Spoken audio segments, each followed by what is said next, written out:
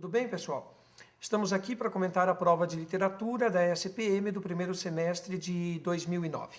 Bem, as questões propriamente de literatura, que são as 4 últimas, elas exigiam conhecimentos literários, mas aquela que se reportava propriamente a informação de estética era apenas a questão 17. As outras 3, 18, 19 e 20, era possível respondê-las perfeitamente a partir da análise do texto. Eram questões mais, na verdade, então, de interpretação. Vamos a elas, então. A questão 17, muito semelhante a uma questão que nós fizemos na revisão, apresentava um enunciado que remetia a 2 períodos do modernismo. O primeiro, os anos propriamente modernistas, a geração de 22, voltada para o projeto estético, notadamente a questão da busca de uma linguagem brasileira, e a segunda geração, a chamada geração de 30, quando a questão se desloca mais para o projeto ideológico, da reflexão sobre o social, do fazer literário relacionado com os problemas sociais do país. Então, a questão pedia para identificar qual alternativa apresentava fragmentos de textos correspondentes a esses 2 períodos do modernismo. A resposta poderia ser obtida facilmente só pelo reconhecimento dos autores, né?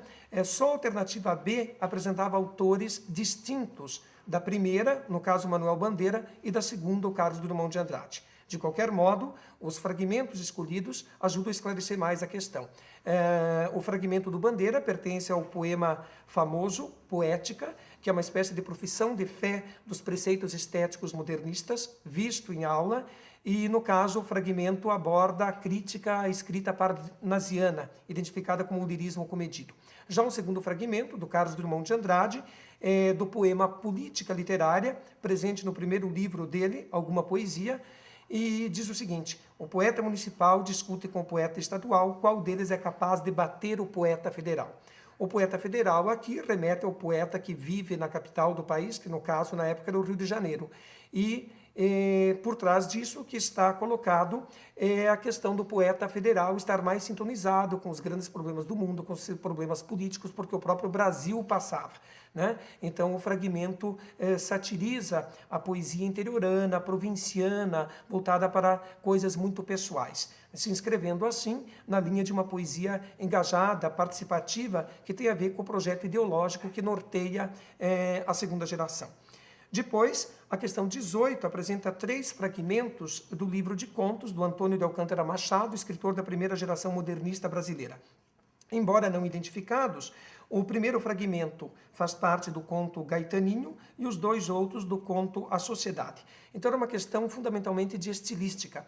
Pedia para marcar a alternativa errada. Ora, em se tratando de autor do modernismo, sem os textos era possível matar a questão, né? A errada era a alternativa D, que diz: estão presentes também orações subordinadas com uma linguagem rebuscada, retórica e cheia de volteios.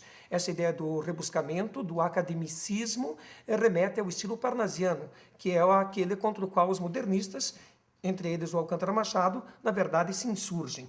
Para ilustrar, né, o texto apresenta, por exemplo, diminutivos, devagarinho, beicinho, vermelhinho, que dão um certo tom de oralidade, bem como a predominância de orações coordenadas, a ordem sintática direta, o vocabulário simples e algumas expressões do chamado português macarrônico. Por exemplo, no terceiro fragmento, as expressões perbaco e o capital sono io, em que a gente tem aí a mistura do capital português com os termos, o verbo flexionado e o pronome italiano, sono io.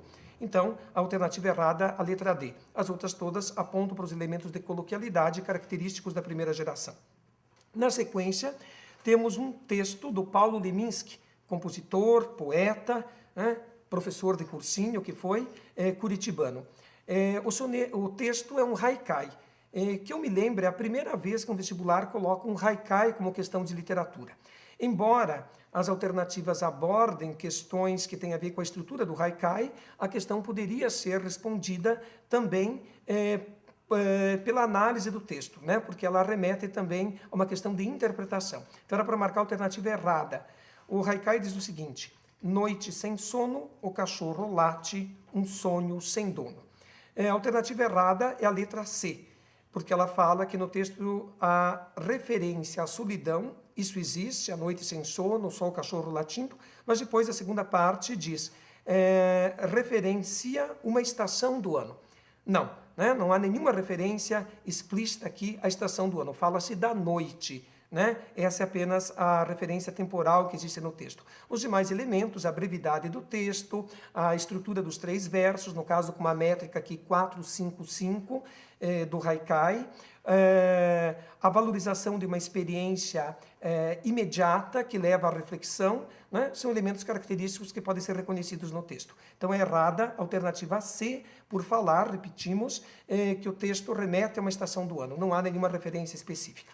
Finalmente, a questão 20, que se baseia no famoso capítulo das Memórias Póstumas de Brás Cubas, do Machado de Assis, Filosofia dos Epitáfios. É aquele momento em que o Brás Cubas, após a sua morte, sai do cemitério e vai lendo ali, né, os epitáfios. E, né, ele arremata esse breve capítulo dizendo, daí vem, né, remetendo aí à leitura dos epitáfios, talvez a tristeza inconsolável dos que sabem os seus mortos na vala comum, ou seja, no túmulo. Parece-lhes que a podridão anônima os alcança a eles mesmos. Então era para marcar a alternativa correta que sintetizava o capítulo, que era a alternativa A. A tristeza inconsolável ocorre porque há a percepção de que a vida é destinada ao desfecho inexorável da morte, ou seja, a vida já é, em si mesma, uma forma de morrer. O que o texto coloca é, podemos dizer, a consciência trágica da morte. Ao mesmo tempo que o Brás Cubas vai lendo os epitáfios, né, ele diz, parece-lhes, aos vivos, né, que a podridão anônima os alcança a eles mesmos. Então, ao mesmo tempo que ele tem a consciência da realidade ali dos mortos, essa consciência alcança também os vivos, já que é um elemento da condição humana, a morte, não há como fugirmos dela. Dessa consciência trágica em que, ao mesmo tempo que ele fala da morte dos outros, reconhece a morte como uma experiência da qual não é possível nenhum ser humano fugir. As questões foram muito bem elaboradas, embora sem grande aprofundamento, formuladas de uma maneira muito pertinente e abordando elementos assim importantes, significativos dentro dos textos propostos. Tá? Então tem a ver com o que nós passamos no programa de literatura e também das aulas de interpretação de texto. Acredito que vocês tenham se saído bem. Ok? Obrigado.